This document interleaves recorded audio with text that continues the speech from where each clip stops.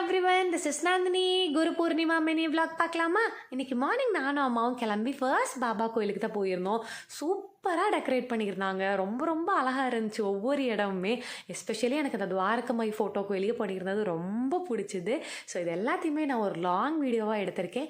சீக்கிரமாக அதை வந்து நான் போஸ்ட் பண்ணுறேன். ஸோ பாபா கோயிலில் கும்பிட்டு முடிச்சுட்டு நாங்கள் சத்யநாராயண பூஜைக்கு தான் போனோம். யூஸ்வலி நம்ம பாபா கோயிலில் எவ்ரி பௌர்ணமிக்கு சத்யநாராயண பூஜை பண்ணுவாங்க. இன்றைக்கி குரு பூர்ணிமா அப்படிங்கிறனால நிறைய பேர் வந்து இதில் வந்து கலந்துக்கிட்டோம். அதனால் வந்து பக்கத்தில் இருக்க ஒரு மண்டபத்தில் தான் வந்து சத்யநாராயண பூஜை பண்ணாங்க. ஸோ அவங்களுக்கு ஒரு சத்யநாராயணர் படம் கொடுத்துருந்தாங்க. ஸோ நாங்கள் எல்லாம் உட்கார்ந்த இடத்துலையே வந்து மேலேருந்து ஐயர் சொல்ல சொல்ல கரெக்டாக பூஜையெல்லாம் பண்ணணும். ஃப்ளார்ஸில் ஃபர்ஸ்ட்டு அர்ச்சனை பண்ணோம். அதுக்கப்புறம் குங்குமம் கொடுத்தாங்க. குங்குமத்தாலையும் வந்து அர்ச்சனை பண்ணோம்.